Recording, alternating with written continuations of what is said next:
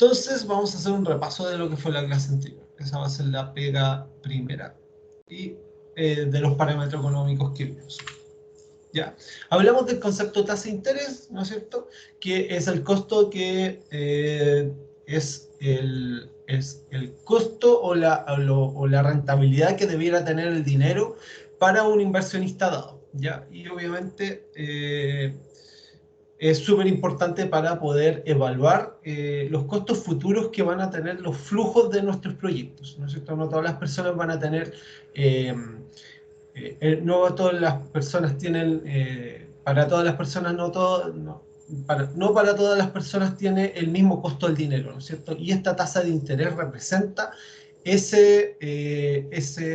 disposición que uno tiene o el valor que representa para mí el dinero futuro, ¿no es cierto? Yo le hablé en el fondo de que uno puede tener un dinero ahorrado, ¿no es cierto?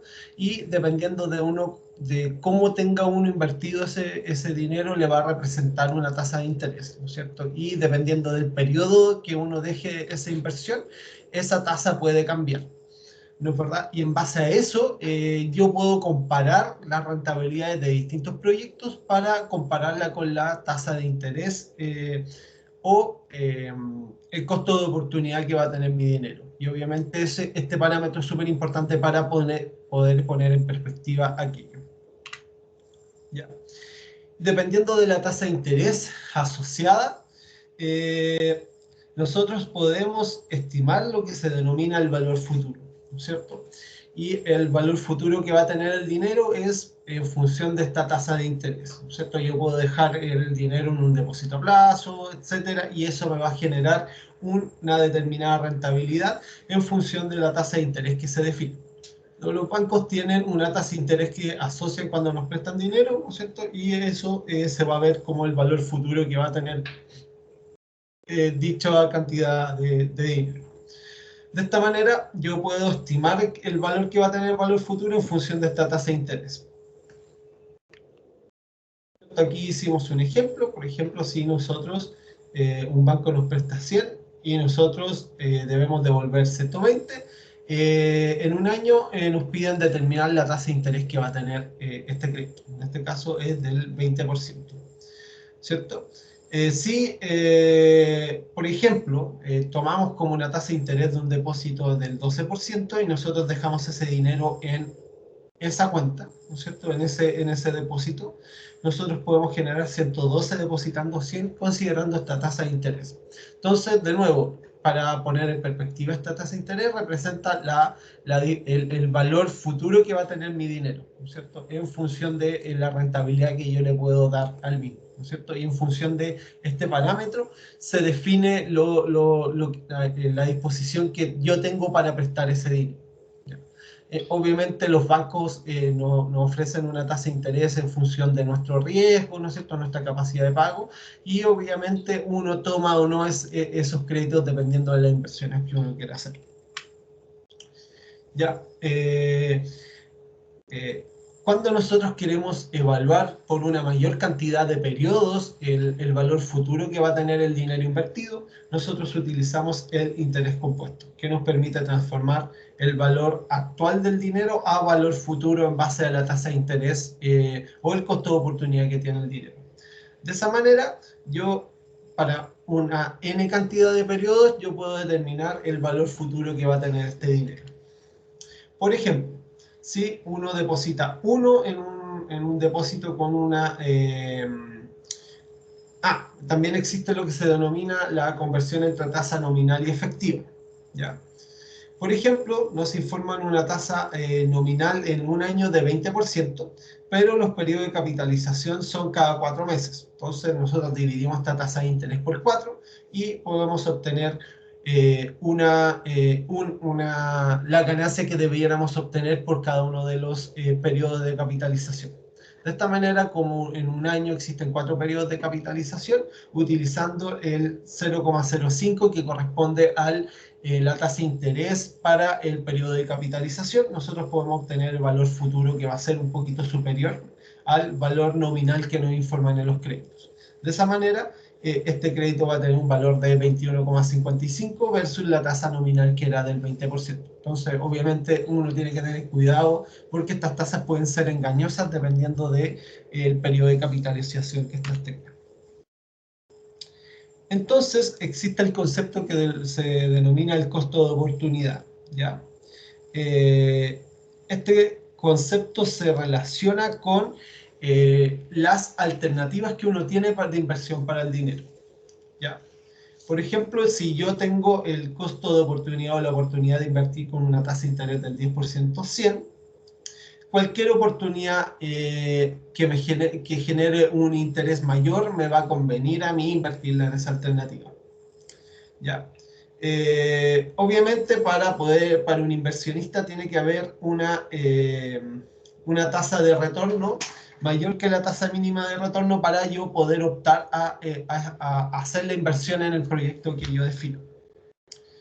Y obviamente esto se define como un punto de aceptación o rechazo de una determinada inversión.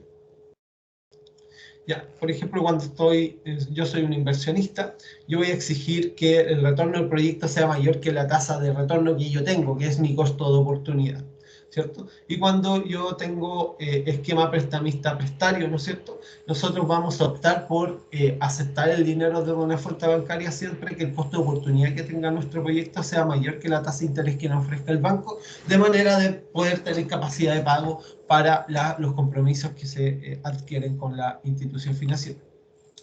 ¿Ya? Y obviamente el costo de oportunidad se relaciona con varias situaciones, ¿no es cierto? Muchas de ellas son personales del inversionista y tienen componentes macroeconómicos del momento actual que se encuentra el país o la zona donde se va a hacer la inversión. Y ahí eso depende del tiempo y del momento donde se decide hacer la inversión. ¿Ya? Y existe el concepto de equivalencia que nos permite, utilizando el concepto de tasa de interés y costo de oportunidad, nosotros podemos hacer una transformación de los flujos de dinero futuros a un valor actual, ¿ya? Que es la base de varios parámetros de evaluación de proyectos, ¿ya? Aquí, por ejemplo, si tenemos un costo de oportunidad o una tasa de interés del 15% y yo tengo 100 hoy, después de un año puedo tener 115, ¿no es cierto? Entonces, dependiendo de cómo evalúe, si me dicen que me van a pasar 120 en un año más, ¿no es cierto? Versus me pasan 100 ahora, ¿no es cierto? Si yo paso a valor actual esos 120, probablemente sean más dinero que los 100 que yo recibiría actualmente. En ese caso, me conviene recibir esos 120 en un año más, porque el costo de oportunidad de tener 100 ahora no va a ser mayor que los 120 que yo voy a recibir. Entonces, es súper importante tener en cuenta este concepto de equivalencia entre las cantidades de dinero basados en esta tasa de descuento. ¿Ya? Entonces, en base a estos conceptos se ordenan los costos y beneficios de nuestro proyecto en lo que se denomina un flujo de caja, y esto se puede esquematizar en forma de diagrama, ¿ya? Tal como se muestra acá, donde las flechas positivas hacia arriba indican flujos positivos y las negativas hacia abajo flujos negativos, ¿ya? Entonces aquí se muestran dos ejemplos de la representación gráfica del flujo de caja. ¿Ya? Un concepto muy importante es el concepto de valor actual. Utilizando el concepto de tasa de interés, nosotros podemos transformar los flujos futuros utilizando el concepto de valor actual en función del periodo donde se evalúe cada uno de los flujos de dinero, que los puedo pasar a valor actual utilizando el concepto de equivalencia, ¿no es cierto? 100 hoy día no es lo mismo que tener 100 en un año más, ¿no es cierto? Y obviamente si uno hace la equivalencia de los dineros en función de una tasa de interés, uno puede hacer una comparación de la conveniencia de tener esos flujos futuros versus tenerlos en cantidades actuales, ¿ya? Y obviamente eso me permite valorizar de una manera sistemática el dinero y los flujos futuros para pasarlos a una base común. Ya. Ahora, tomando el concepto de flujo de casca, considerando una tasa de interés o un costo de oportunidad del 12%, nosotros proyectamos un flujo futuro que el mismo flujo que teníamos anteriormente, ¿no es cierto?, con una inversión de 100 al comienzo y flujos constantes de 30 en el periodo de evaluación, ¿cierto? Si nosotros pasamos el costo de estos flujos de dinero a valor actual, vamos a obtener lo siguiente, ¿no es cierto? En el primer año, ¿no es cierto?, dado que solo es un año, nosotros el valor del dinero va a ser un poquito más bajo que si lo tuviera actualmente, ¿cierto? Y a medida que pasan los años, el costo del dinero va a ser más bajo en función de la tasa de interés. Entonces, si yo sumo los flujos futuros, voy a poder tener una base de comparación, porque obviamente tener el dinero ahora me permite invertirlo y tener estos flujos futuros yo lo tengo que pasar a la base común, que es el parámetro de evaluación, para ver efectivamente la conveniencia de la idea de negocios, ¿no es cierto? En este caso, hicimos el ejercicio de la clase anterior, se hizo una inversión de 100, pero tomando los valores actuales de cada uno de los flujos futuros, vamos a observar que los flujos futuros no necesariamente nos van a asegurar un valor actual positivo. Entonces, ahí obviamente, de hecho nos da un flujo negativo. Entonces, eso quiere decir que no nos conviene hacer la idea de negocio con esta tasa de retorno, porque los flujos futuros no compensan el tener el dinero actualmente invertido en un negocio que me asegure esta rentabilidad.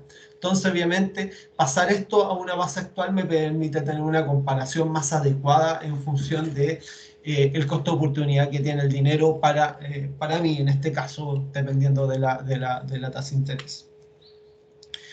Ya, el primer parámetro de evaluación se denomina valor actual neto, que es la suma de los flujos futuros, que es lo que acabamos de hacer, que en el problema anterior nos daba un flujo futuro de menos 8,8 unidades monetarias. ¿Ya? Y es la suma de cada uno de los flujos futuros negativos o positivos. ¿Ya? El criterio, y en base a todos estos parámetros se definen criterios de evaluación financiera, ¿ya? Cuyos ejemplos ya vimos en la clase anterior. Dentro de estos parámetros de evaluación financiera está el valor actual neto, que lo acabamos de definir, la tasa interna de retorno, el periodo de recuperación de la inversión, el periodo de recuperación de la inversión descontado, que involucra pasar los flujos futuros del proyecto a un valor actual, y ahí hacer la base de comparación para obtener la tasa de recuperación de la inversión. La tasa de retorno contable y la relación entre costo y beneficio, que son los parámetros más clásicos que se pueden encontrar. Y el valor actual neto, la regla para seleccionar un proyecto es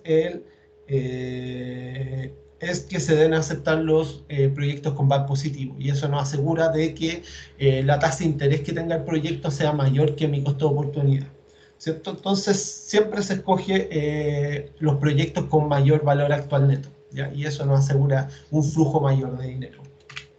La tasa interna de retorno es la tasa de descuento que hace el BAN 0, ¿ya? Y eso obviamente es el punto de equilibrio del proyecto, y uno va a elegir los proyectos que tengan una tasa interna de retorno o una tasa de interés que produzca el BAN 0 mayor que la que tengo yo, ¿ya? La regla dice aceptar proyectos que tienen una TIR mayor que el costo de oportunidad, ¿ya? Decidiendo entre varios proyectos, siempre se escoge el que tenga mayor TIR. Usar que como una regla principal presenta algunos problemas, ¿no es cierto? Que los cuales dijimos que no reconoce el monto de la inversión, ¿no es cierto? Solo nos da una tasa de interés comparativa que hace el valor actual neto igual a 0, pero no nos asegura, no nos dice cuánto tenemos que invertir. Entonces es un poco engañoso, podemos tener una tasa interna de retorno muy buena, pero si los costos de inversión son prohibitivos, obviamente no vamos a poder optar por esta opción. También hay flujos flujos de caja proyectados que no tienen tasa interna de retorno, dado que, dada su construcción, es imposible encontrar una tasa de descuento que haga que el valor actual neto sea igual a 0. Y eso es un problema matemático. Entonces, obviamente, esta tasa tiene este problema y uno la tiene que tener, tiene que estar consciente de que puede existir este problema. Finalmente, no todos los flujos declinan al aumentar la tasa de descuento, ¿ya? Entonces, eso depende, obviamente, de la construcción que tenga el flujo de dinero, ¿ya? Y obviamente esto es engañoso porque uno proyecta los proyectos suponiendo que la tasa interna de retorno va disminuyendo con la tasa de interés. Entonces, obviamente, si se tiene este comportamiento contrario, eso puede ser contradictorio, ¿no es cierto? Y al evaluar este proyecto usando la tasa externa de retorno, podemos tener un resultado contradictorio. Ya. Y ahora quedamos en la próxima clase donde vamos a ver el periodo de recuperación de la inversión y los otros dos parámetros de evaluación económica. ¿Alguna consulta con lo que le acabé de explicar? ¿Quedaron claros los conceptos y los parámetros económicos que vamos a utilizar?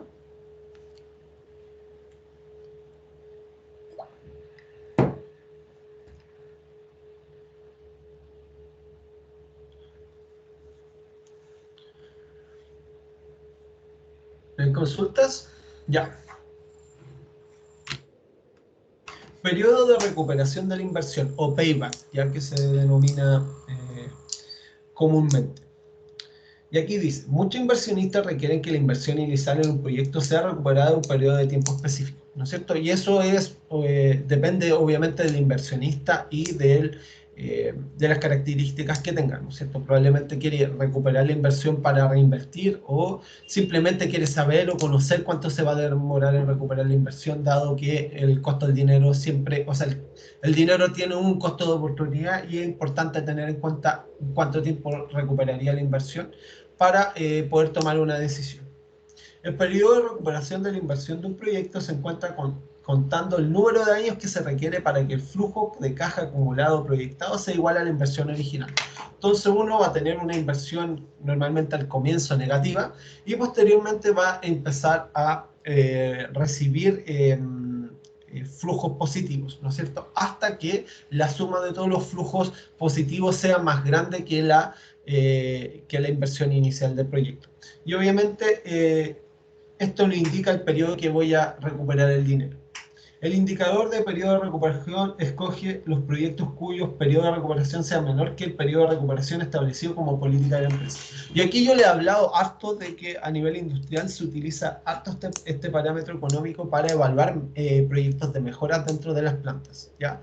Entonces normalmente ustedes van a tener que luchar o hacer que sus proyectos tengan el menor payback posible para que sean aceptados, ¿no es cierto? Y eso los va a convertir en buenos ingenieros de proyectos dentro de las plantas industriales o dentro de las áreas de ingeniería.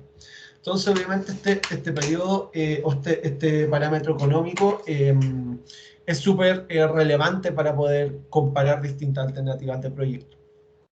Hay información que no se toma en cuenta en el indicador del periodo de recuperación. No se contemplan los beneficios o costos generados después de haber recuperado la inversión inicial, ¿no es cierto? Obviamente nos están informando un periodo y todos los parámetros económicos adolecen de una falencia, ¿no es cierto? Y en este caso es que no nos entrega mucho más información de cuánto dinero nosotros tenemos que invertir. Normalmente en la evaluación de los proyectos se contempla en primera instancia algunos de los parámetros económicos o varios de los parámetros económicos que hemos hablado, más el costo de inversión. Además, el criterio no reconoce el costo de oportunidad del dinero, asumiendo que el dinero desembolsado o recibido en distintos momentos tiene el mismo valor, ¿no es cierto?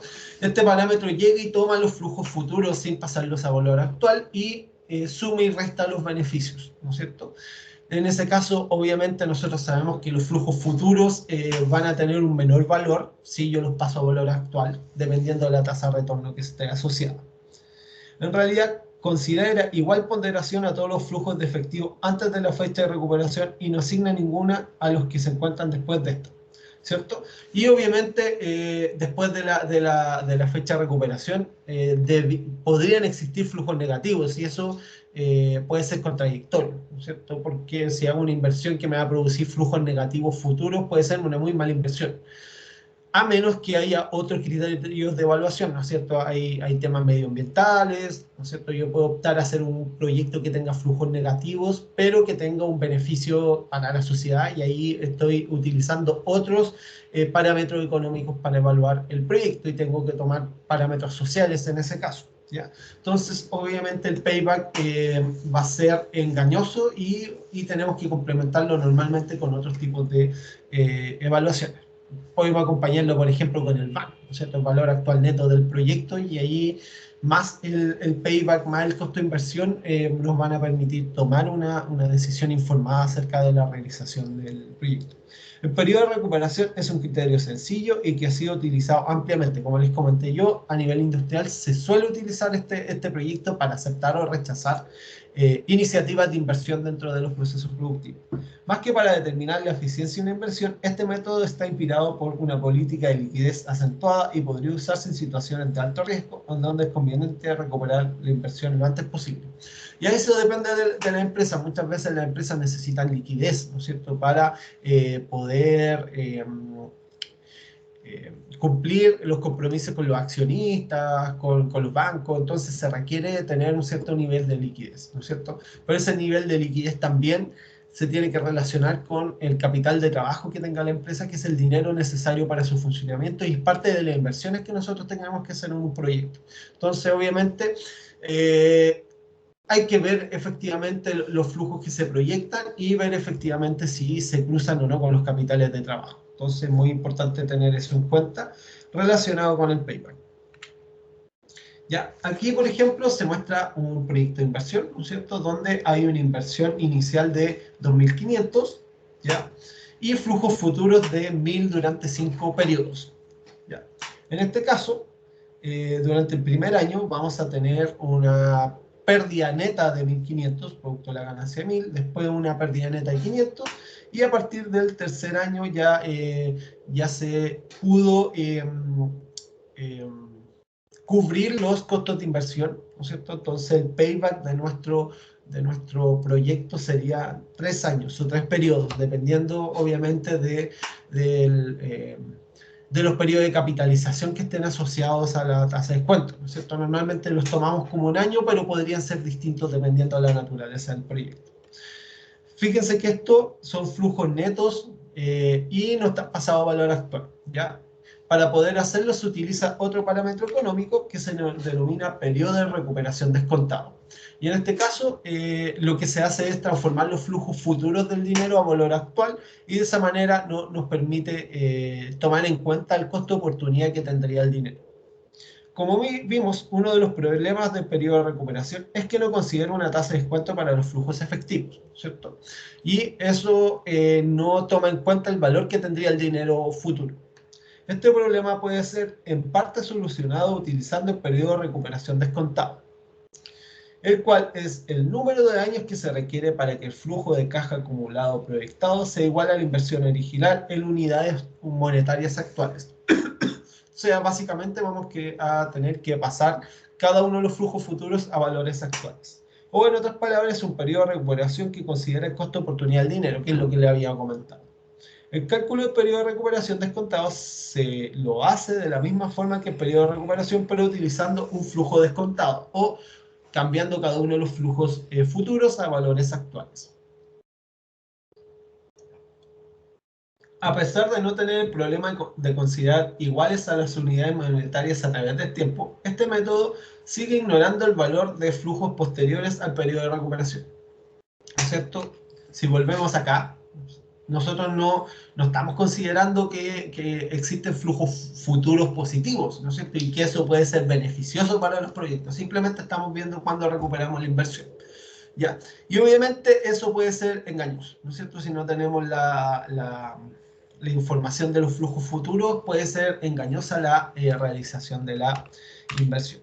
Entonces, tomando el mismo ejemplo anterior y pasando a valores actuales cada uno de los flujos futuros, es decir, estos 1.000 que se muestran acá, se pasaron a valor futuro utilizando una tasa de descuento del 20% o tasa de interés o costo de oportunidad. De esa manera podemos proyectar de manera más fehaciente los flujos futuros. Fíjense que al hacer y utilizar esta metodología de pasar a valor actual el dinero y considerar el costo de oportunidad que tendría el mismo, nuestro periodo de recuperación no son 3 años, sino 4, ¿ya? Para tener flujos positivos. Y fíjense que los flujos proyectados también son menores porque el costo del dinero va disminuyendo su valor en función del tiempo. Y ahí acá se muestra el gráfico del periodo de comparación recuperado, ¿cierto? Acá es descontado, ¿no es cierto?, que el periodo de recuperación está entre 3 y 4 años, yo diría 4 años, y cuando no está descontado es entre 2 y 3 años, ¿no es cierto? Y obviamente no entregan harta información distinta, dependiendo de la tasa de interés y del inversionista. ¿Alguna duda, consulta con lo que les acabo de explicar?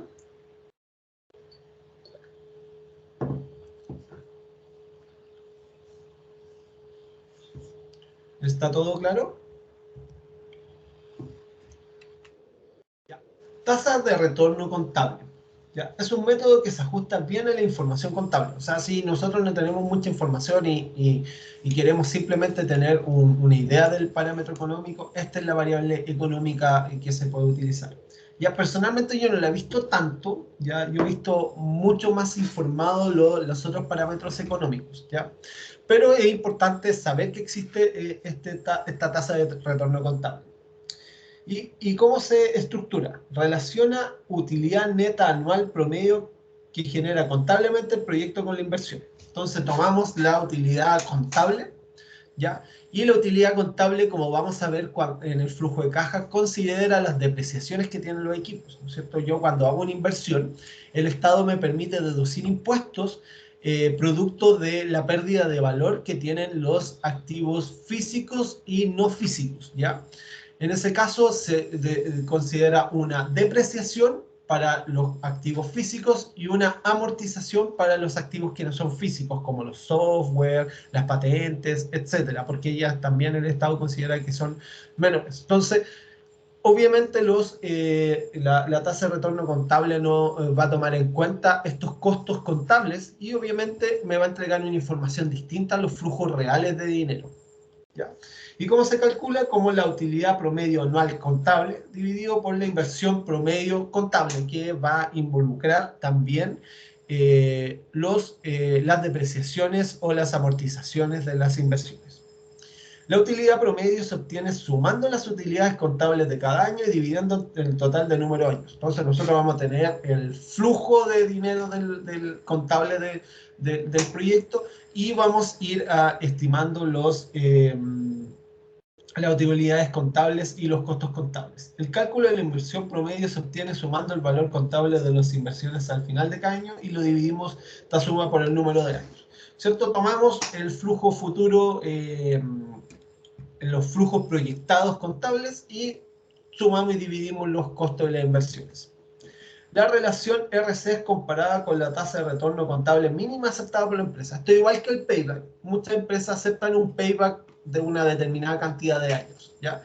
Y siempre los paybacks tienen que ser menores a ese payback. En este caso, se utiliza como tasa de retorno contable mínima aceptada por la empresa y se aceptan o se rechazan los proyectos en base a esa tasa. Y eso depende de las políticas de la empresa netamente.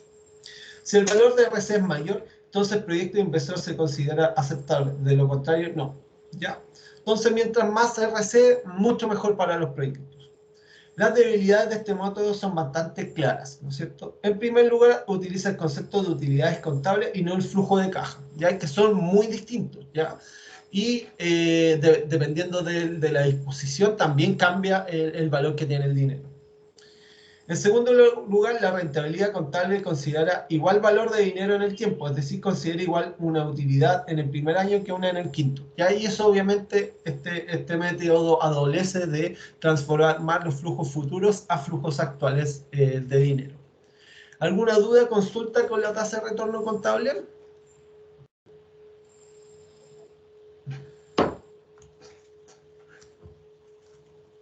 ¿Está todo claro?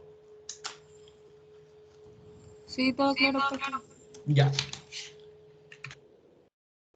Y aquí también existe otro parámetro que es la relación costo-beneficio, que este es el último parámetro que nosotros vamos a estudiar en la clase de hoy. Otro criterio de selección es la llamada relación beneficio-costo, que va más que un nuevo método de evaluación, es un complemento a obtención de la regla del VAR, ¿ya? Básicamente es un complemento. Antes de calcular una relación de beneficio-costo, todos los beneficios y costos que se utilizarán en el cálculo deben convertirse en una unidad monetaria común. En otras palabras, descontarse con el costo de oportunidad. Entonces, lo que hay que hacer antes de evaluar es pasar todos los flujos futuros de dinero, tanto negativos como positivos, a un valor actual del dinero. La relación beneficio-costo se puede definir como la relación que resulta de dividir el valor actual de todos los beneficios brutos por el valor actual de todos los costos brutos. Entonces, acá no es contable, sino que tomamos los beneficios y costos brutos y los dividimos. La regla del índice relación beneficio-costo nos dice que hay que aceptar un proyecto cuando su RBC es mayor que 1. Es decir, cuando el valor actual de todos los beneficios es mayor que el valor actual de todos los costos, ¿no es cierto? Si es mayor que 1, los beneficios siempre van a ser mayores que los costos. Y que debemos preferir los proyectos que tengan mayor RBC. Una relación de beneficio-costo mayor que 1, mayor a 1, solo da cuando el VAN es positivo, ¿ya? Y eso es súper importante. Si el VAN es negativo, les va a dar menor a 1 la relación beneficio-costo. Sin embargo, hay que recordar que nos da un índice porcentual y no el valor absoluto, por lo que en el caso de decidir entre varios proyectos excluyentes, este método puede llevar a decisiones erróneas, ¿no es cierto? Podemos tener un RBC mayor que 1, ¿no es cierto? Y van de distinta envergadura, ¿no es cierto? Porque simplemente nos está dando una proporción entre los costos brutos y los beneficios brutos, ¿no es cierto? Y no nos da cuenta de la cuantía que tienen ellos, ¿no es cierto? Podríamos estar comparando proyectos de órdenes de magnitud de dinero distintas y obviamente eso puede ser un resultado engañoso y siempre hay que complementar las informaciones con varios parámetros económicos asociados. Ahora vamos a estudiar un caso de flujo de caja y lo vamos a intentar desglosar. ¿Ya? Este fue un proyecto de un año anterior, ¿no es cierto? Que lo intentamos reordenar un poquito para poder explicar.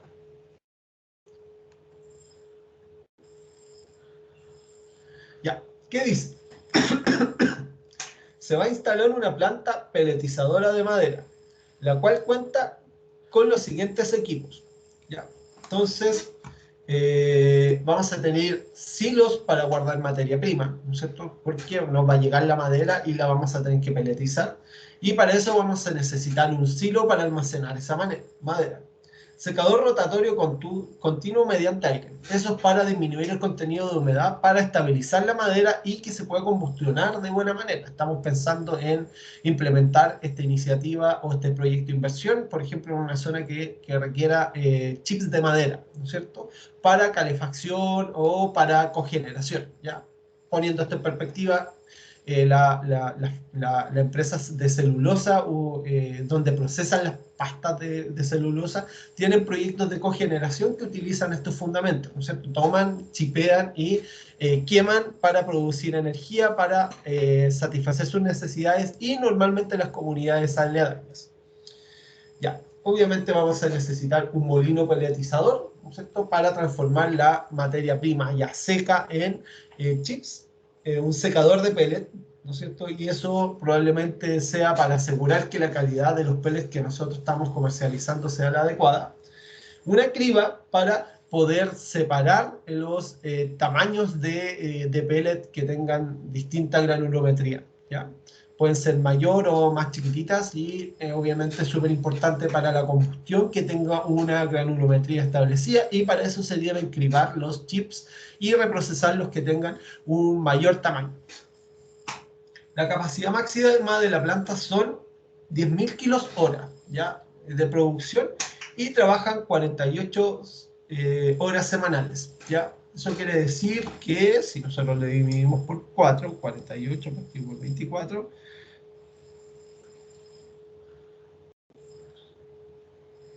ya, y trabaja 48 horas semanales, trabaja poquito la planta. El precio de los pellets, ¿no es cierto?, a los cuales se pueden vender son $2 el kilo. Y el de la materia prima es 0,01 dólares partido por kilo. Obviamente, como nosotros estamos sometiendo el pellet a un proceso de secado, nosotros vamos a tener que considerar la humedad inicial de las materias primas, como vamos a ver en el Excel que les voy a mostrar. Ya, y obviamente, como yo les mostré en lo que es el perfil del proyecto, nosotros tenemos que proyectar los personales que van a ser necesarios para llevar a cabo la iniciativa de inversión. En este caso, va a querer un gerente de planta, un secretario que haga labores administrativas, un jefe de planta que dirija el proceso productivo, 3 operarios para operar las máquinas involucradas en el proceso productivo y un operario de mantención para que asegure la operatividad de la planta, ¿ya? En el sentido de averías, mantenciones, etc. Y se requieren 2 vendedores que van a tener un sueldo fijo de 250.000 dólares o pesos al mes. Y van a tener un porcentaje variable en función de las ventas o del sueldo fijo, depende un poquito del esquema que utilizan los vendedores. ¿Ya? Y además, como esta es una empresa que va a ser intensiva en el uso de energía, se proyecta un uso de energía de 20 kWh por día y un consumo variable que esté fijo, ¿no es cierto?, para asegurar la operatividad por ejemplo, del secador continuo. El secador continuo requiere estar continuamente prendido y no se puede apagar porque el costo de volverlo a encender es mucho mayor. O sea, normalmente se mantiene en operación de manera continua. Y para asegurar ese funcionamiento continuo, se debe suministrar un flujo constante de energía. Y acá obviamente se tiene un flujo variable en función de la cantidad de pellets que se procesen, y eso va a tener un costo de energía porque uno va a requerir retirar el agua desde el pellet para disminuir el contenido de humedad, y eso requiere una cierta cantidad de energía que en función de la eficiencia de secado que va a tener el equipo se le va a poder asignar una cantidad de dinero para producir este producto. ¿Ya? Y acá nos dan el valor del kilowatt hora en unidades monetarias estadounidenses. Ya, eso es más o menos el proyecto. Vamos a ir desglosando cada uno de los costos asociados al mismo. ¿Ya? Y acá lo que hay que hacer es confeccionar un flujo de caja sin financiamiento, es decir, no vamos a considerar un préstamo, ¿no es cierto? Si nosotros consideramos un préstamo, eso lo vamos a tener tomar como un costo fijo para cada uno de los meses para ir cumpliendo con los compromisos bancarios. Nos piden determinar el banco con una tasa de descuento del 12%, determinar la tasa interna de retorno y determinar el periodo de recuperación de la inversión o payback. ¿Alguna duda? Consulta con el problema. ¿Quedó claro más o menos lo que vamos a desglosar del flujo de caja? Ojalá alcancemos a desglosarlo en la clase de hoy. ¿Está claro? Sí, profe. Ya. Ya. En primera instancia les voy a mostrar un poquito lo que es el flujo de caja y de qué está compuesto. ¿Ya? Normalmente los flujos de caja están compuestos por periodos de capitalización de la inversión y de los costos, ¿ya? Y se denomina el momento cero, donde yo realizo la inversión inicial del proyecto, y el costo 1, el momento 1, donde yo empiezo a recibir los flujos positivos de dinero asociados con las inversiones. ¿Ya? Eso es lo primero. En el momento 0 yo debo hacer las inversiones iniciales, ¿ya? Que involucran la compra de los equipos, ¿no es cierto? Y voy a tener que hacer la inversión en capital de trabajo, es decir, asegurar la cantidad de dinero para poder cumplir con los compromisos financieros que se van a requerir durante todo el proyecto, ¿ya? Y esto es súper importante, poder estimarlos asegura que nosotros vamos a tener flujo de dinero para, por ejemplo, poder pagar los costos energéticos mensuales, pagar los sueldos, los créditos, los arriendos, ¿no es cierto? Y obviamente tengo que tener siempre ese dinero para poder cumplir con esos compromisos, y obviamente el proyecto tiene que ir reponiendo esos fondos, pero esos fondos no los puedo retirar porque no voy a asegurar la operatividad del proyecto. Entonces eso se denomina capital de trabajo. Por ejemplo, yo puedo cubrir todos los costos, pero durante el mes que yo vivo, pero voy a necesitar una cierta cantidad de dinero para poder comprar más comida, pagar cuentas, etc. Entonces siempre voy a tener un capital de trabajo que me va a permitir seguir funcionando. Entonces eso es súper importante que lo tengamos en cuenta. Posteriormente, en los periodos sucesivos, tengo que ir proyectando los ingresos que voy a tener y esos se van a relacionar con las ventas que yo voy a tener de mi producto, ¿ya? Y estas ventas, a su vez, se tienen que relacionar con la capacidad de funcionamiento de la planta, ¿ya? Entonces, normalmente se proyecta una capacidad de funcionamiento menor y a medida que transcurre el tiempo y se posiciona el producto en el mercado, voy aumentando la capacidad efectiva de la planta para poder producir más, ¿ya? En este caso, si se fijan, pero los ingresos que vienen de otra plantilla, ahí sí vamos a ir plantilla por plantilla, pero ahora estoy explicando la globalidad, observamos que los flujos de dinero aumentan con los periodos de tiempo, lo cual tiene mucha lógica porque primero se posiciona el producto y posteriormente se va sentando y podemos proyectar un mayor flujo futuro. Ya, dependiendo si yo tengo o no una venta de un activo, ¿no es cierto? Es decir, una máquina que la quiero cambiar o que proyecté que la voy a cambiar cada determinado tiempo, yo voy a recibir algunos flujos futuros, ¿no es cierto? Como son proyectos nuevos, probablemente no vamos a tener ninguna venta de algún activo durante el tiempo. Ya, también variables, ¿ya? Y estos costos variables, como sabrán, se relacionan con el nivel de producción que tiene la empresa, ¿ya? Y estos costos de producción van a estar relacionados con la energía principalmente y con los beneficios que nosotros tenemos que darle a los vendedores, ¿ya? O que se pueden poner en un ítem aparte como comisiones de venta. Entonces acá vamos a tener costos variables de producción y costos variables energéticos. En los costos variables de producción se van a basar principalmente en los costos de las materias primas que nosotros requerimos para poder procesar los productos que nosotros estamos produciendo y los costos energéticos con la energía necesaria para poder llegar a ese nivel de producción. ¿Ya? Y acá es importante que también acá no está, esto de acá está relacionado también con el nivel de producción, ¿ya? Entonces fíjense que los costos variables también van a ir aumentando en concordancia con el aumento de la producción. Entonces obviamente eso lo tengo que proyectar para los flujos futuros. Finalmente voy a tener costos fijos de producción, ¿no es cierto? Que por el solo hecho de tener la planta voy a tener que cumplir ciertos compromisos, ¿no es cierto? Por ejemplo, como les comenté, existía una cierta cantidad de energía para asegurar la operatividad de la empresa, entonces eso va a ser un costo fijo que voy a tener que incurrir independiente del nivel de producción.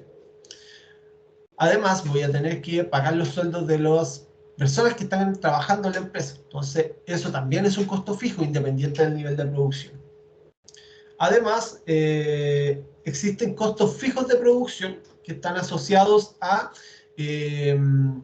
los compromisos y los seguros que yo voy a tener para poder asegurar la estabilidad de la empresa, ¿no es cierto? Yo voy a hacer una inversión en infraestructura, en equipamiento, y obviamente esa inversión en infraestructura, en equipamiento voy a tener que asegurarla, y eso me va a producir un costo fijo. ¿Ya? Y existen costos fijos asociados a la planta de operación, ya que se relacionan con la construcción de la misma. ¿Ya? Y ahí vamos a ver el detalle de los costos fijos asociados a la planta. ¿Alguna duda, consulta? Fíjense que se ordena de esta manera el flujo de caja. ¿Ya? Además, se podrían tener costos de fabricación fijos, ¿ya? Que igual, dependiendo de cómo estructure el flujo de caja, podría haber puesto alguno de estos costos acá. Por ejemplo, el consumo energético es un costo de fabricación fijo, ¿ya? Pero como lo consideramos en los costos fijos, da lo mismo en qué en qué renglón lo esté utilizando, lo importante es que lo considere como costo fijo. ¿Ya? Y existen comisiones asociadas a las ventas que depende del esquema que se utilice para poder asignar este esquema de beneficio a los vendedores, porque tienen un sueldo chico fijo bajito, entonces tenemos que dar estímulos sobre las ventas. ¿Ya? Acá no está hecho de esa manera, se da un estímulo distinto, pero debiera ser importante considerarlo sobre las ventas. ¿Ya? Y acá existen gastos administrativos y de ventas que también están asociados a la contratación de personal que sí o sí se debe llevar a cabo.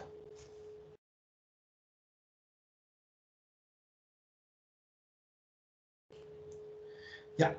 Y en base a todos estos costos y beneficios se estima lo que se denomina el EBITDA. ¿Ya? El EBITDA ya depende de la literatura que ustedes utilicen, ¿ya? Pero esto de acá, o el EBITDA, significa beneficios antes de interés, impuestos, depreciación y amortización, ¿ya?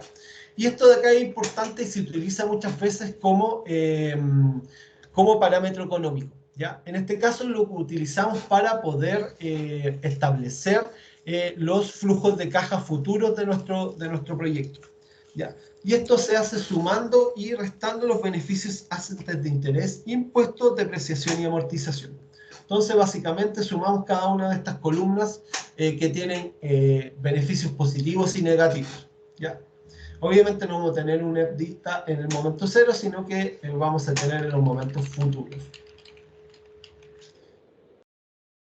Tomando eso en cuenta, consideramos la depreciación de cada uno de los equipos. Cada uno de estos equipos, dependiendo de las consideraciones que tenga el Estado para poder depreciar la inversión que nosotros hicimos, ¿cierto? Recuerden que en el momento cero nosotros debemos hacer una inversión inicial que es de ese valor que hicimos hasta ahí, y esa inversión inicial el Estado nos permite depreciarla para deducir impuestos. Y esta depreciación es función dependiendo del equipo que yo estoy utilizando o el activo no físico y el periodo que se le asigne. Entonces, dependiendo de estos periodos, yo puedo depreciar una cierta cantidad, ¿no es cierto?, que me permite, dado que tengo aquí beneficios positivos, restar estos costos del beneficio para pagar una menor cantidad de interés. ¿Ya? ¿Por qué? Porque efectivamente está perdiendo valor los activos que tengo dentro de la empresa. Entonces acá voy a tener resultados antes de impuestos. Aquí vamos a tener un resultado positivo menor al considerar la depreciación o la amortización de los bienes que nosotros estamos utilizando.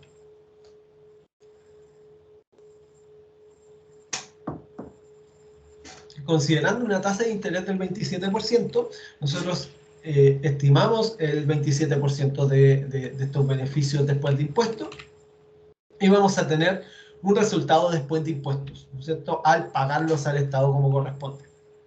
Y debido a que la depreciación en realidad es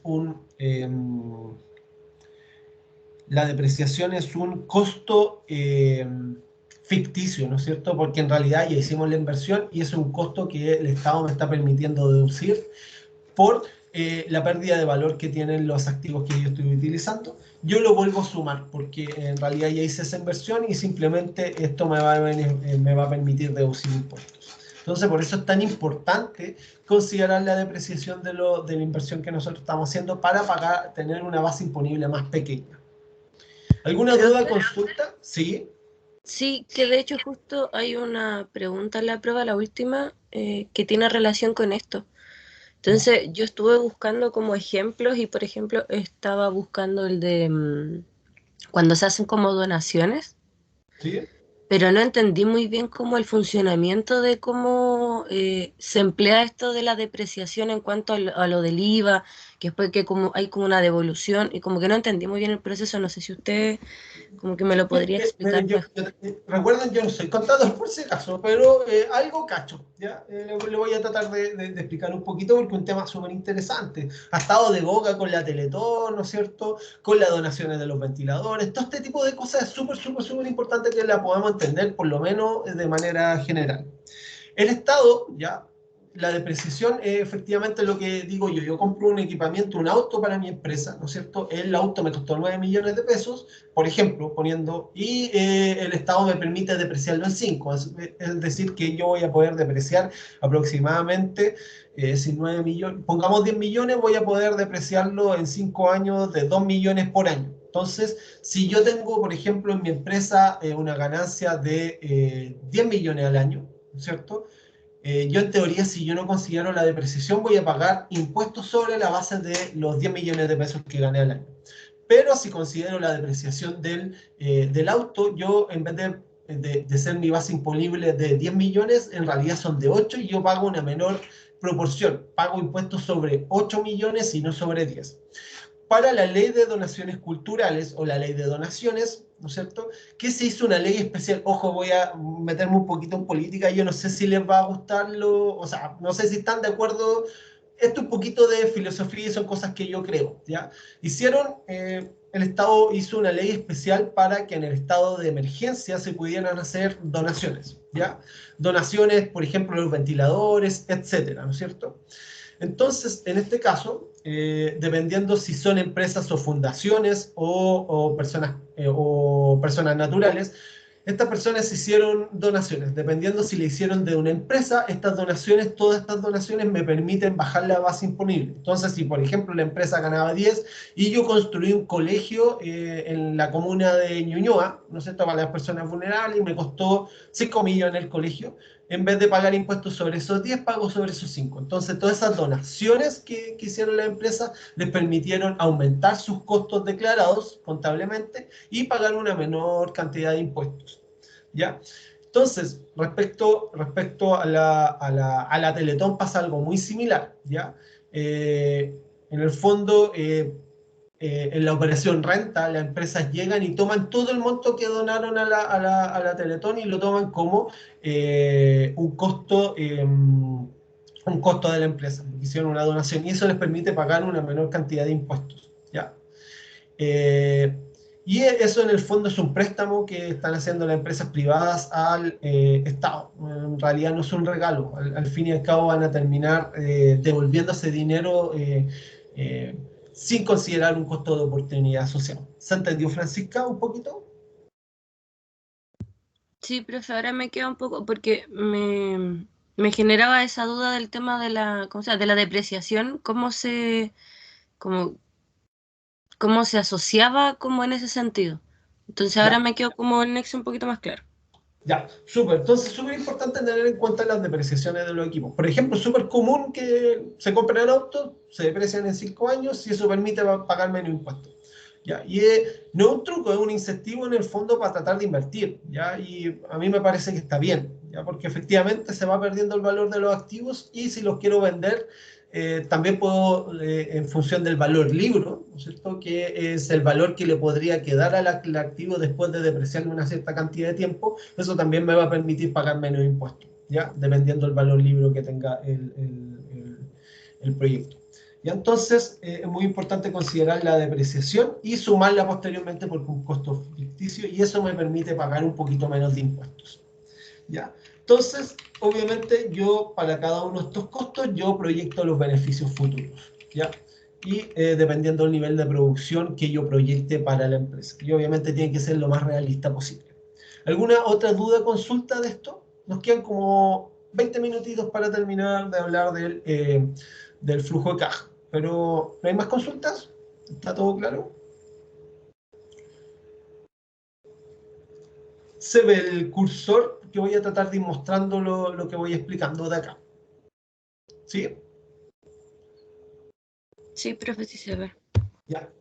Entonces, obviamente uno de los costos fijos que nosotros vamos a tener que tomar en cuenta son el costo de la planta o de los equipos. Y entonces lo primero que tenemos que tener en cuenta para los equipos, ¿no es cierto?, es su vida útil, ¿ya? La vida útil de los equipos normalmente la establece el Estado o las empresas que lo están vendiendo y eso permite saber en cuánto tiempo yo puedo depreciar los equipos, ¿ya? Fíjense que los silos se pueden depreciar en 16 años porque es básicamente una construcción, ¿ya? Entonces, en la vida útil es 16 años y se van a requerir 5 silos para el proyecto. Entonces, parte de la ingeniería que van a tener que hacer ustedes, determinar la cantidad de equipos y el tamaño y el costo que tiene cada uno, ¿ya? Entonces, tomando eso en cuenta, vamos a tener secador rotatorio, molino peletizador, secador de pellet, criba y silo para guardar productos. Entonces, en base a esto, voy a tener una cantidad de equipos y un costo unitario para cada uno de ellos. Y obviamente, dependiendo del costo y la cantidad de años que se deprecia, yo voy a poder estimar la depreciación. Entonces, fíjense que acá lo que estoy haciendo es multiplicar el de 2, que es el costo del equipo. Este costo del equipo lo divido por la vida útil, que me permite calcular la depreciación unitaria de cada uno de los equipos, y lo multiplico por la cantidad de equipos. Eso me permite tener una depreciación, ya aquí salen algunos comentarios del profe Isaac, ¿ya? Pero acá salen los costos de estos equipos, o sea, el costo de depreciación de estos equipos. ¿Ya? Y esto va a ser un costo de depreciación anual. Entonces, nosotros vamos a tener que hacer primero una inversión inicial en los equipos, que es la que se muestra aquí, que es la suma de los precios por la cantidad de cada uno de los equipos. De esa manera voy a tener el costo total de los equipos, que tiene que estar relacionado con la inversión inicial, ¿ya? De alguna manera. Entonces, fíjense que... ¿Sí? Consulta, cuando se hace la depreciación por año, al año siguiente, ¿cuál, ¿cuál es como el valor que se coloca, el que ya está despreciado, como la resta o el No, original? ¿Sigue siendo el mismo? es la depreciación mensual, en el fondo. Tú tomas la depreciación mensual y la pones, o sea, la depreciación en el periodo y la asignas como un costo a tu proyecto. Ah, ya, gracias. ¿Ya? Entonces acá vamos a calcular el costo total de los equipos y el total de la depreciación, ¿no es cierto? Que va a ser la suma de las depreciaciones por equipos, ¿no es cierto? Eso me va a dar un costo total de depreciación y fíjense que ese costo total de depreciación, si ¿dónde lo tengo? Aquí está. Aquí está la depreciación. Entonces, fíjense que si voy a equipos, y tomo la depreciación asignada al periodo, ¿cierto? Entonces, acá como nuestro flujo de caja está evaluado en 5 periodos de tiempo, ¿cierto? Y la vida útil de los equipos es más grande que la del proyecto, entonces yo no voy a alcanzar a depreciar completamente en el periodo de evaluación. Entonces, obviamente, parte de estas depreciaciones van a ir aumentando. Por ejemplo, al 7º año yo ya voy a tener depreciado completamente secador rotatorio, ¿no es cierto? Entonces, si sigo ocupándose ese secador rotatorio en el año 8, ya no lo voy a poder considerar el costo, la depreciación como un costo contable a mi proyecto. Entonces, súper importante tener eso en cuenta. Pero como en este caso es menos problemático, porque la vida útil de cada uno de los equipos es mayor que el periodo de evaluación, simplemente sumamos cada una de las depreciaciones y las consideramos como un costo. Entonces, acá ya tenemos establecido lo que es la depreciación de los equipos, ¿ya? Que fíjense que es constante. Pero si nosotros vemos las depreciaciones asociadas en flujos futuros, vamos a observar que va a ir disminuyendo el valor en función de los periodos de depreciación asociados. Ya. Ya. ¿Alguna otra? Ya. Y aquí vamos a tener una inversión inicial que va a estar asociada con toda la planta más los costos de los equipos, ¿ya? Pero cuando lleguemos al costo de la planta vamos a ir devolviéndonos al flujo de caja para ir resolviendo cada uno de los temas. Y acá sale el tema de la inversión de capital de trabajo, que es un costo hundido, que lo vamos a hacer al comienzo del proyecto, y va a permanecer esa cantidad de dinero en la empresa. Y obviamente si yo quiero rematar y vender toda la empresa, puedo recuperar el capital de trabajo y obviamente eso me va a reportar beneficios si evalúo hacer el proyecto hasta su cierre. Y ahí yo puedo recuperar todo el capital de trabajo, puedo vender todas las máquinas y considerar los valores libres para ir comparando así por impuestos. ¿Ya? Eso es respecto a los equipos. Respecto a la producción, ¿ya?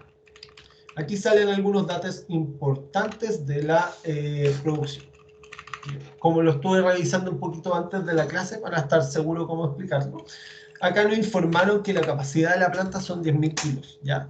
Y una de las cosas que más le he recalcado, yo, fíjense que no vamos a alcanzar a ver todo el flujo de caja, pero lo vamos a seguir revisando la siguiente clase. De hecho, vamos a ver puros flujos de caja en la última clase. Ya. Acá vamos a considerar una capacidad de la planta de 10.000, ¿cierto? Y fíjense que en los flujos de caja pusimos un porcentaje de la producción. Entonces, eso lo arreglamos al final, o lo podríamos haber hecho al comienzo, pero era mucho más fácil al final. Ya, entonces, vamos a tener una capacidad de la planta de 10.000 kilos hora de pellet. Ya, y acá nos informan el porcentaje de humedad que tiene el pellet y el precio de venta que tiene el producto. Y acá lo que estamos estimando es la producción anual, ¿ya? Y la producción anual es simplemente multiplicar la cantidad por hora, por la cantidad de horas trabajadas y por la cantidad de días trabajados. Entonces, si nosotros vamos a la planilla Excel, efectivamente está multiplicada por la capacidad de la planta, por hora, por F12, si nosotros vamos a F12, nos da el tiempo de producción por semana y la cantidad de semanas trabajadas, que son 52. Y de esa manera me va a dar la cantidad de producción anual.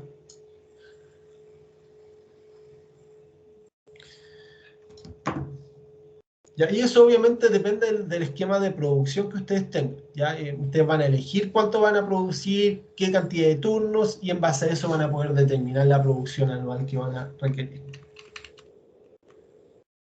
Ya, acá, en base a la humedad de la materia prima y a la humedad del producto terminado, nosotros podemos estimar la cantidad de materia prima que nosotros vamos a requerir, que es mayor que la cantidad del producto terminado, porque como nosotros vamos a disminuir el contenido de humedad de la madera, obviamente vamos a requerir más madera porque el resto era solamente agua. Entonces podemos determinar la cantidad de alimentación de materia prima, tenemos el costo de la misma, y finalmente el costo unitario por kilo, y dado ese costo unitario por kilo vamos a poder determinar el coste total de la materia prima. ¿Ya? Y esto obviamente van a ser costos variables, ¿no es cierto?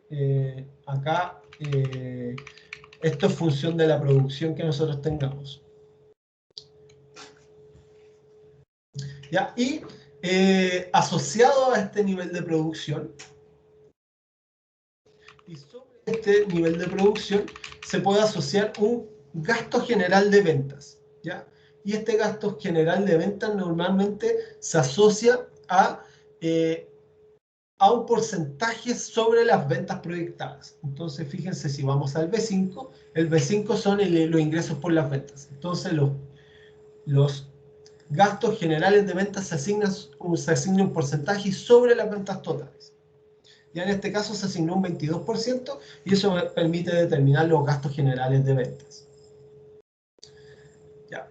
Acá algo importante es el bodegaje, ¿no es cierto? Acá el bodegaje se estima en función del volumen, ¿ya? Entonces acá se determina también la cantidad de tiempo que se va a guardar el producto. ¿Ya? ¿Se acuerdan que yo le hablé del inventario en algún minuto? ¿No es cierto? Y uno requiere una cierta cantidad de inventario para asegurar la operatividad de la empresa. Y en forma adicional, el inventario involucra dinero que yo tengo guardado y espacio que yo necesito para almacenar. Entonces, para poder estimar aquello, yo lo que hago es determinar la cantidad de producto terminado guardado y la cantidad de materia prima guardada. Y esto se determina que yo tengo que guardar el equivalente a 2,5 semanas para asegurar la operatividad del proceso productivo, ¿no es cierto? Recuerden que muchas veces si uno tiene una industria, ¿no es cierto?, va a importar un cierto producto, y ese cierto producto va a requerir una determinada cantidad de tiempo en llegar, ¿no es cierto? Y esto se hace de manera discontinua, ¿no es cierto? Los camiones van llegando de manera discontinua, y para asegurar la operatividad muchas veces yo tengo que poner un margen de error para no quedarme sin materia prima y no tener dificultades para satisfacer las necesidades de los proveedores, ¿no es cierto? Y en ese caso yo elijo una cantidad de inventario que manejo dentro de mi empresa. En este caso voy a manejar un inventario de 2,5 semanas. Entonces, en este caso, para calcular la cantidad de metros cúbicos de espacio que voy a requerir, yo simplemente voy a multiplicar la capacidad de la planta por la cantidad de horas por semanas y la cantidad de semanas partido por F2, y F2 es la densidad del pellet, ¿no es cierto? Entonces, con eso voy a poder determinar el volumen de bodegaje que voy a requerir del producto terminado, y obviamente voy a tener que considerar el bodegaje de las materias primas. Y fíjense que todo esto de aquí es capital de trabajo, ¿no es cierto? Entonces, cuando nosotros determinemos capital de trabajo, tenemos que echarle mano a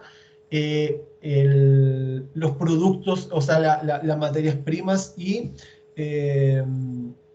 los productos terminados que nosotros vamos a tener, porque son parte del capital de trabajo que nosotros vamos a tener que invertir, ¿ya? Para asegurar la operatividad de la empresa. Fíjense que estos son costos que voy a tener guardados, y obviamente tengo que considerar tener guardada esa cantidad de inventario para poder asegurar la operatividad del proceso productivo. ¿Hasta ahora alguna consulta? Fíjense que hemos avanzado lentito en cada una de las láminas o cada una de las hojas de cálculo, ¿ya? Y tratando de explicar cada uno de los aspectos que nos permite elaborar el flujo de caja. Ya, entonces hablamos de equipo, de depreciación, ¿no es cierto? De producción, hablamos de costos de materias primas y costos de producto terminado, que nos van a involucrar un ingreso, y en forma adicional pudimos determinar los inventarios en función de los periodos de producción que están asociados al proceso productivo. ¿Alguna duda? ¿Está todo claro?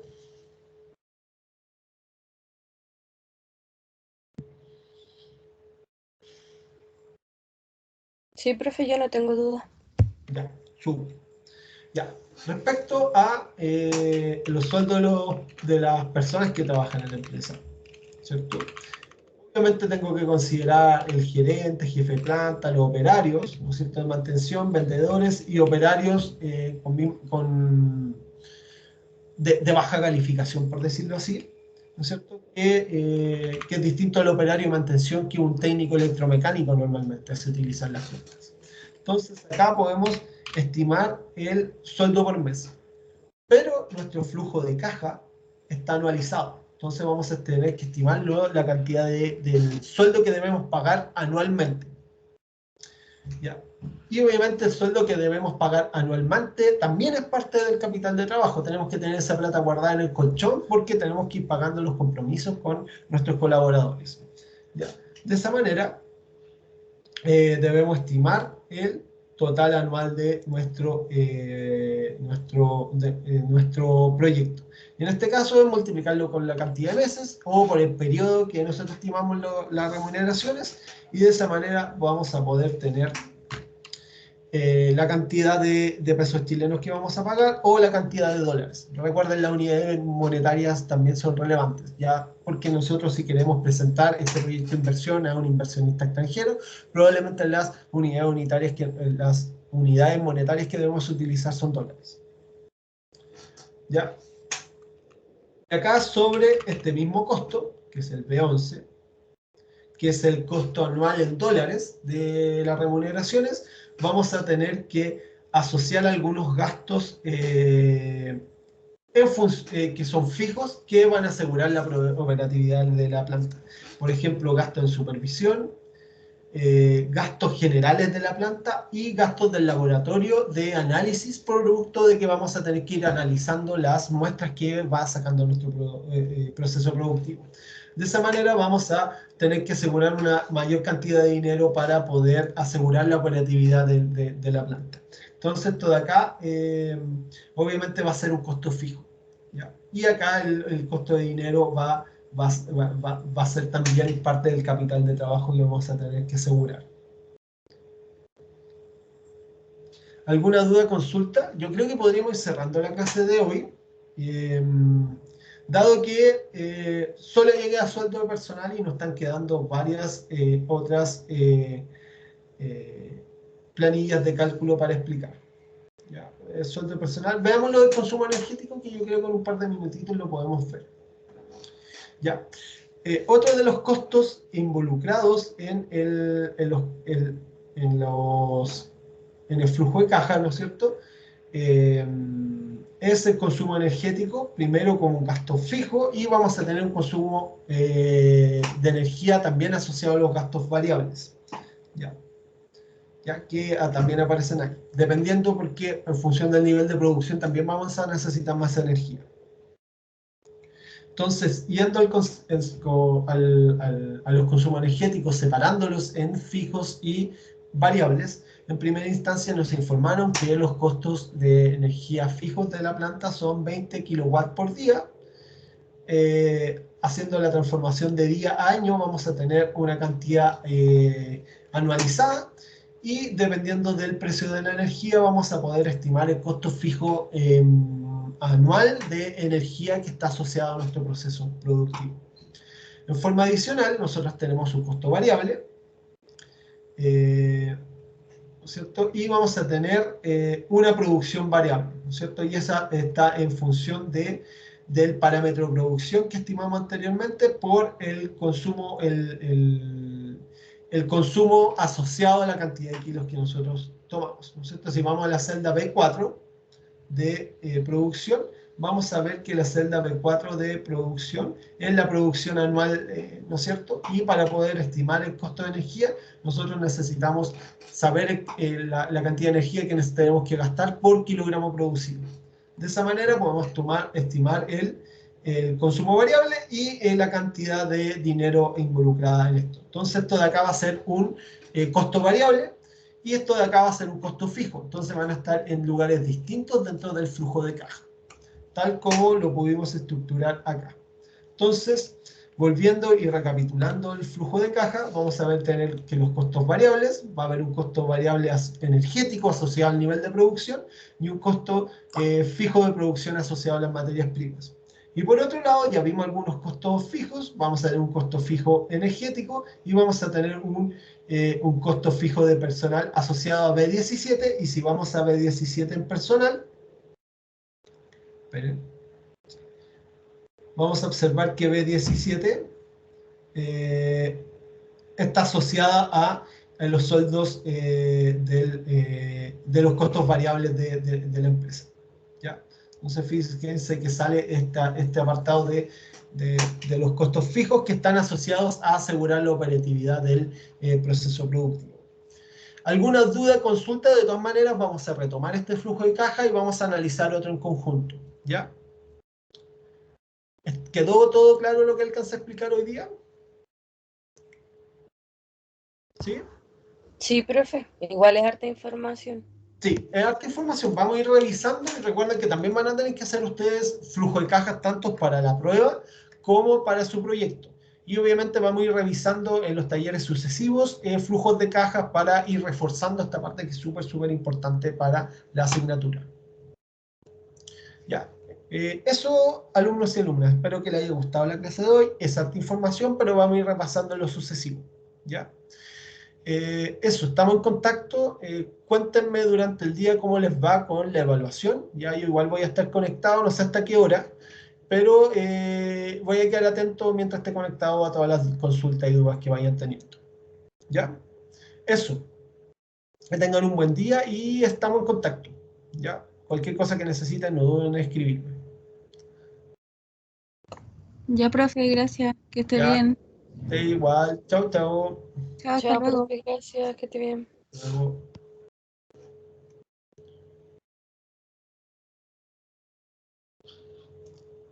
Chao, hasta luego.